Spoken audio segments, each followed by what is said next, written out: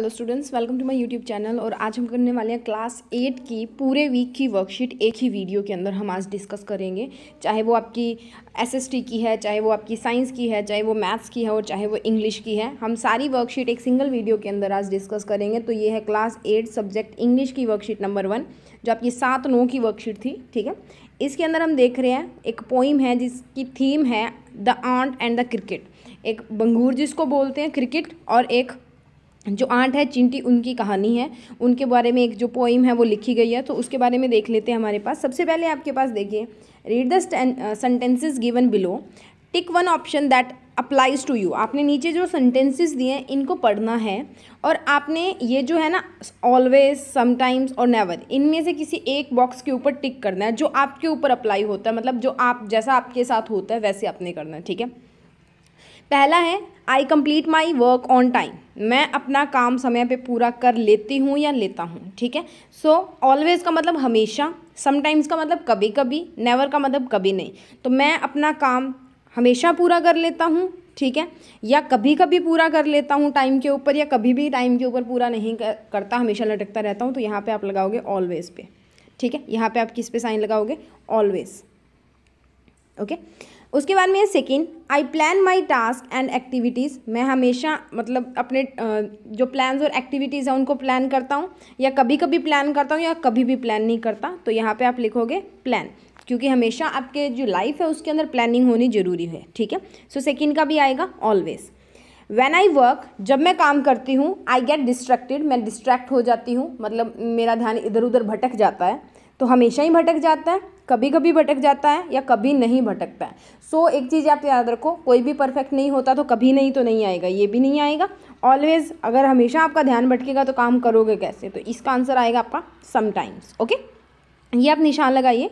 उसके बाद में देखिए, given below is a poem about an ant and a cricket. Ant और क्रिकेट के बीच की एक ये पोइम है, आपको दी हुई है। झिंगूर जिसको बोलते हैं क्रिकेट को, ठीक है, और आंट चिंटी जो है उनके बीच की है। उसके बाद देखिए, cricket spend the summer singing and playing. Cricket जो है वो समर यानी कि जो गर्मियाँ होती हैं उनको सिंगिंग, गाते हुए, नाचते हुए, खेलते हुए ख़त्म कर देता है। He does not plan anything for future, और वो अपने फ्यूचर के लिए कुछ भी प्लान नहीं करता, अपने भविष्य के लिए। When the winters arrive he has nothing to eat. और जब सर्दियाँ आ जाती है तो उसके पास खाने को कुछ नहीं होता। He decided to ask the ant for help. इसीलिए फिर वो ये निर्णय लेता है, डिसाइड करता है कि वो आंट के पास जाएगा, चिंटी के पास जाएगा और उनसे हेल्प मांगेगा। ठीक है, उसके बाद में हमें 2 स्टैंजास दिए हैं, स्टैंजा 1 एंड स्टैंजा 2। ठीक है, उसके हमने पढ़ना है, फिर उसके नीचे जो हमें क्वेश्चंस दिए उनके हमने आंसर करने हैं। ठीक है, so moving on to stanza 1। A silly young cricket. Silly मतलब पागल, यंग मतलब जवान, क्रिकेट जो भिंगूर जिसको बोलते हैं या भंगूर जिसको बोलते हैं। Accustomed to singing. अकस्टम्ड मतलब लगातार गा रहा है, ठीक है, सिंग कर रहा है, गाना गा रहा है, जो बोल रहा है। Through the warm Sunny month, गर्म जो सनी वाले, सूरज वाले जो दिन है, ठीक है, of gay summer and spring, began to complain when he found that at the home his cupboard was empty and winter का हैज़ कम। वो उसने क्या किया कि सारा जो गर्मियों की जो गर्मी थी, ठीक है, या जो वार्म दिन थे, गर्मियाँ जो थी, उनको नाचते गाते फन करते हुए निकाल दिया। कुछ अपने लिए इकट्ठा नहीं किया, अपने फ्यूचर की प्लानिंग नहीं की कि सर्दियों में वो इतनी ठंड हो जाएगी तो बाहर जाना मुश्किल हो जाएगा, तो क्या वो खाएगा। तो उसके बाद में उसने वो घर पे आया, उसने कंप्लेन की। किसके बारे में कंप्लेन की? कि उसकी कबर्ड यानी कि उसकी जो अलमारी थी उसके अंदर कुछ भी खाने को नहीं था, और जो सर्दियाँ हैं वो तो आ चुकी थी। ठीक है, उसके बाद में क्या है, not a crumb to be found. एक क्रम्ब मतलब एक आप बोलते हो ना, एक तिनका भी नहीं था कुछ खाने के लिए। ठीक है, on the snow covered ground. Snow covered मतलब सर्दियाँ आ चुकी थी, बर्फ़ से जो है वो ग्राउंड, जो धरती है वो बर्फ़ से ढक चुकी थी।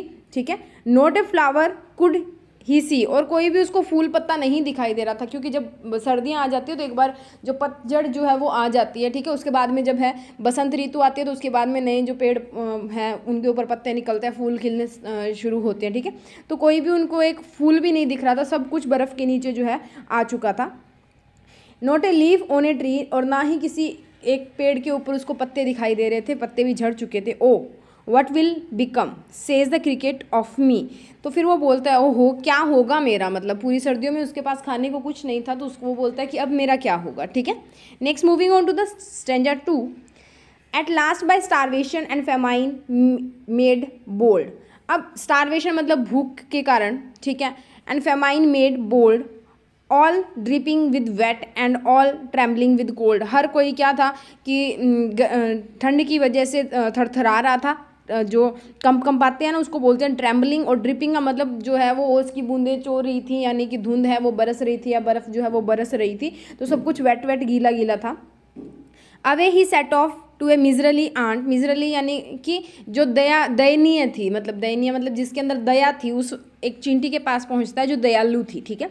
To see if to keep him alive he would grant him shelter from rain. तो अब क्या था कि बारिश हो रही थी, बर्फ़ पड़ रही थी, ठीक है, तो वो एक दयालु चींटी के पास जाता है ताकि वो सोचता है कि वो उसको शेल्टर दे देगी, रहने के लिए घर दे देगी, जगह दे देगी, ठीक है, और उसको ज़िंदा रखने में उसकी सहायता जो है वो करेगी। And mouth full of grain, और मुंह जो है वो उसका ग्रेन से भरा होगा, अनाज से भरा होगा।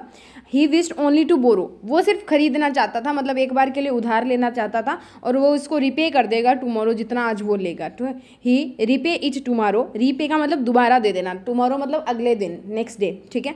If not he must die of starvation and sorrow, अगर ऐसा नहीं हुआ तो वो भूख के कारण और दुख के कारण मर जाएगा, ठीक है।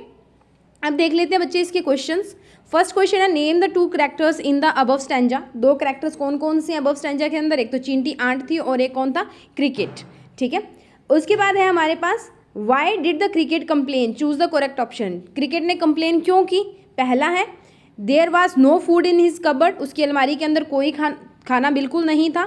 ही could not sing and dance, वो नाच और गा नहीं सकता था। He did not like summers, और उसको गर्मियाँ पसंद नहीं थी। तो यही था ना, अभी हमने पढ़ा कि there was no food in his cupboard, ठीक है। तो यहाँ पे हाईलाइट करके मैंने आपको दिया, तो इसका आएगा option number A. Third question is find 3 words from the stanza associated with summer and spring. Summer और स्प्रिंग के साथ, यानी कि गर्मियों और बसंत के साथ जो है रिलेटेड जो वर्ड्स हैं आपने वो निकालने हैं। तो समर के साथ है वार्म और सनी मंथ, और जो हमारा स्प्रिंग है उसके अंदर क्या है? फूल खिलते हैं, पत्ते आते हैं, तो वहाँ पे क्या है? Flower, okay. नेक्स्ट है find 2 lines from the first stanza associated with the start of winters. Winter की स्टार्टिंग से रिलेटेड कोई 2 लाइन्स आपने लिखनी है स्टैंजा में से, फर्स्ट स्टैंजा में से। तो वो है not a crumb to found on a snow covered ground, not a crumb to found on a snow covered ground. Next, moving on to the 5th question. What help did the cricket ask for from the aunt? ठीक है, aunt से उसे क्या help चाहिए थी? उसे पैसे चाहिए थे। फूड एंड शेल्टर, उसे खाना और रहने के लिए घर चाहिए था। वार्म क्लोथ्स, यानी कि गर्म कपड़े चाहिए थे। तो ऑप्शन नंबर बी आपका करेक्ट ऑप्शन है, that is food and shelter के लिए वो गया था, और वो बोल रहा था कि आज मेरे को उधारा दे दो, कल मैं आपको वापस कर दूंगा, ठीक है। Next one is find 2 words from the stanza that are related from the shortage of food. तो शॉर्टेज ऑफ फूड के कारण है एक तो स्टारवेशन, भूख लगनी जो होती है, और एक फेमाइन यानी कि भूख के कारण मरने की जो स्थिति उत्पन्न हो जाती है, भूखमरी जिसको बोलते हैं, ठीक है। उसके बाद में है 7th question from the second stanza write the rhymic words for, मतलब राइम बननी चाहिए आपकी पूरी। तो रेन का ग्रेन, टुमारो का बोरो, बोल्ड का कोल्ड, ओके, बन गया यहाँ पे। सो ये थी हमारी वर्कशीट, आप ये देख लें इसके सभी आंसर एक पेज के ऊपर स्क्रीनशॉट ले लें और अपनी वर्कशीट पे। सो अब बच्चे बारी आती है आपकी मैथ की वर्कशीट नंबर 1 की, कक्षा 8 गणित की वर्कशीट नंबर 1 की बारी आप पे आती है, जो आपकी 8 सितंबर की वर्कशीट है, ठीक है। इसके अंदर हम संख्याओं के बारे में पढ़ेंगे कि संख्याएं कितनी तरह की होती हैं, ठीक है। संख्याएं यानी कि 1 2 3 4 5 6, ठीक है, ये कितनी तरह की होती है, ठीक है, उसको हम देखने वाले हैं। तो सबसे पहले हमारे पास है प्राकृतिक संख्याएं। प्राकृतिक संख्याएं देखो क्या होता है, जो प्रकृति के अंदर आपको मिलती है। अब प्रकृति के अंदर कोई भी चीज़ शून्य नहीं हो सकती। हमारे अब आप बोलेंगे, आपके पापा के नाम लेके बोलते हैं ना कि उसके 2 बच्चे हैं, उसके 3 बच्चे, ऐसे बोलते हैं उसके 0 बच्चे हैं, मतलब शून्य तो नहीं होता ना। आप बोल सकते हो कि 0 सूरज हैं, 0 प्लैनेट्स हैं, ठीक है। हमारे घर के आसपास 0 जो है वो पेड़ पौधे हैं, कुछ तो होंगे ना, 0 कोई चीज़ नहीं होती प्रकृति के अंदर, ठीक है। तो वस्तुओं को गिनने के लिए जिन संख्याओं का प्रयोग करते हैं उन्हें प्राकृतिक संख्याएं कहते हैं, मतलब जिनको हम गिन सकते हैं। अब 0 को हम गिन सकते हैं, 0 को नहीं गिन सकते ना। 1 को गिन सकते हैं, आपको दिख रहा है, 2 आपको दिख रहे हैं, 3 आपको दिख रहे हैं, 0 आपको नहीं दिखता है कभी भी। तो जो आपको दिख रहा है, जिसको आप गिन सकते हो, वो होती है प्राकृतिक संख्याएं। तो कोई 5 प्राकृतिक संख्याएं लिखे, तो 1 2 3 4 5। जितने मर्जी लिख दो आप, ठीक है, बस आपका जीरो नहीं लेना आपने, ठीक है। पूर्ण संख्याएं, पूर्ण मतलब जो पूरी पूरी होती हैं, जिनमें दशमलव नहीं आता, जैसे 1.5, 1.2, 2.6, 7.8, जिनमें दशमलव नहीं आता वो पूर्ण संख्याएं होती हैं, ठीक है। तो इसमें हमारे पास दिया हुआ है पूर्ण मतलब जो प्राकृतिक संख्याएं हैं उनमें अगर हम शून्य को मिला देते हैं तो पूर्ण संख्याएं प्राप्त हो जाती हैं। तो 5 अगर पूर्ण संख्याएं आपको लिखनी है तो 0, 1, 2, 3, 4 चलते जाओ, ठीक है। उसके बाद है पूर्णांक। पूर्णांक मतलब क्या होता है, इंटीजर्स जिनको हम बोलते हैं, मतलब जब पूर्ण संख्या में प्राकृतिक संख्याओं में ऋणात्मक को भी शामिल कर दिया जाता है। ऋणात्मक मतलब जिनके आगे माइनस का साइन लगा होता है। हम पूर्ण संख्याएं करते हैं ना, 0 से लेके आगे तक जितने तक चलते जाते हो, तो हम 0 के इधर वाली साइड ऋणात्मक लेते हैं, इधर वाली साइड धनात्मक लेते हैं। तो आपको कोई 5 पूर्णांक संख्याएं लिखनी है तो आप यहाँ से स्टार्ट कर दो, -2, -1, 0, 0 जो है, 1, 2 और 3, जो मर्जी आप लिखना चाहते हो यहाँ से लिख दो। मैंने इसीलिए आपको ये हाईलाइट करके दिया, इनमें से कोई 5 उठा के आप लिख लो, ठीक है। उसके बाद है जब हम पूर्णांक को अन्य पूर्णांक से भाग करते हैं, पूर्ण अंक जो है, यानी कि 3 को किसी दूसरे से भाग कर दो 5 से, 3/5 हो गया ना। तो कुछ ऐसी संख्याएं मिलती हैं जो पूर्णांक नहीं होती हैं, पूर्णांक नहीं होती हैं। अब इसको डिवाइड करोगे तो 0.6 आएगा, भाग करोगे तो। अब ये तो पूर्ण नहीं है, ये तो पूर्ण नहीं है ना, दशमलव आ गया। जैसे 1/5, 3/7, 5/8, 7/8 आदि संख्याएं जिन्हें लिखने के लिए हमें पूर्णांक की मदद लेते हैं उन्हें परिमेय संख्याएं कहते हैं। परिमेय संख्याएं वो संख्याएं होती हैं राजे जो P/Q की फॉर्म के अंदर हम लिखते हैं, P/Q के रूप में हम व्यक्त करते हैं, जहाँ पे P और Q दोनों पूर्णांक संख्याएं होती है और Q का मान कभी भी 0 के बराबर, 0 के बराबर नहीं होता है, ठीक है। जैसे 1/5, 3/7, 5/8, 7/8 ये हमारी परिमेय संख्याएं हैं, ठीक है। उसके बाद में आपको प्रश्न दिया है, दिए गए संख्या समूह में से संख्याएं देखकर नीचे दिए गए समूहों में लिखिए। तो पहला है हमारे पास 1, 4, 7, -3/7, 4/9, -3/5, -4, -5, 8, 3/2, 9/4, 18, -72 और 8/9। इसमें से आपने प्राकृतिक संख्याएं लिखनी है। प्राकृतिक यानी कि जो ऋणात्मक नहीं है और 0 ना हो, ठीक है। तो 1 आ रहा है, 4 आ रहा है, 7 आ रहा है, 8 आ रहा है और 18 आ रहा है, ठीक है। उसके बाद में पूर्ण संख्याएं, तो 1, 4, 7 और 18 पूर्ण संख्याएं होगी, 0 है नहीं तो हमने निकाल दिया। अब पूर्णांक संख्याएं, पूर्णांक संख्याएं में ऋणात्मक भी आती हैं। तो 1, 4, 7, -4, -8, -5, +8 और 18 और -72, ठीक है। ये आएंगी हमारी पूर्णांक संख्याएं। उसके बाद में हमने लिखने हैं परिमेय संख्याएं, जो भी यहाँ पे आपको बटा में दिख रही हैं, -3/7, 4/9, -3/5, ये तीनों, ये दोनों और ये वाली, ये है हमारी पूर्णांक संख्याएं, ठीक है। उसके बाद है कोई 5 परिमेय संख्याएं लिखिए। तो यहाँ पे ये मैंने आपको दी हुई हैं, इनमें से कोई भी 5 लिख लो। एक लिख लो -3/7, एक लिख ली, ये 3/7 बेटा 2 बार आ चुका है, इसको 3/2 कर लो, 3/2 कर लो दूसरी को, ठीक है। हमने 2 बार लिख दिया इसको, ये काट ही दो, नीचे 3/2 लिखा हुआ है। -3/7, 4/9, -3/5 रह गया हमारा, वो लिख लो, ठीक है, -3/5 ये ऐड कर लेना, ठीक है। तो माइनस का 3/5 लिख लिया, 4/9 लिख लिया, 8/9 लिख लिया, 3/2 लिख लिया, ठीक है, ये लिख लिए। तो ये हमारी 5 जो है परिमेय संख्याएं बन गई, ठीक है। उसके बाद में चलते हैं इंग्लिश मीडियम पे। इसके मीडियम के बाद अब बात करते हैं इंग्लिश मीडियम कक्षा 8 की मैथमेटिक्स की वर्कशीट नंबर 1, जो आपकी 8-9 की वर्कशीट है। इसके अंदर हम नंबर्स के बारे में देखेंगे कि नंबर्स कौन कौन से होते हैं हमारे पास। नंबर्स जैसे 1, 2, 3, 4, 5, 6, 7, 8, ठीक है। उसके बाद में सबसे पहला है हमारे पास नेचुरल नंबर। बच्चे वो नंबर जो नेचर के अंदर पाए जाते हैं, जिनको आप गिन सकते हो, जिनको आप काउंट कर सकते हो, ठीक है। काउंट किसको किया जा सकता है? 1 जो आपको दिख रहा है, 2 आपको दिख रहे हैं, 3 आपको दिखेंगे, 4 आपको दिखेंगे। ना तो आपको 0 दिखता है, ना आपका -1 दिखता है, ना -2 दिखता है। तो 0 को छोड़ के बाकी जितने 1, 2, 3, 4, 5, 6, 7, 8, 9, 10 हैं, वो आपके क्या होते हैं? नेचुरल नंबर्स होते हैं, जिनको आप काउंट कर सकते हो, ठीक है, जिनको आप देख सकते हो। तो यहाँ पे आपको 5 नेचुरल नंबर्स लिखने हैं, तो 1 to 5 लिख दो, ठीक है। Next whole number. Whole number जो पूरे पूरे होते हैं, जिनके अंदर डेसिमल नहीं आता, जैसे 3.2, 5.7, 8.9 ये नहीं आए, जिसमें सीधा ही आए 3, 4, 5, 6, 0, 1, 2, ठीक है, ये वाले।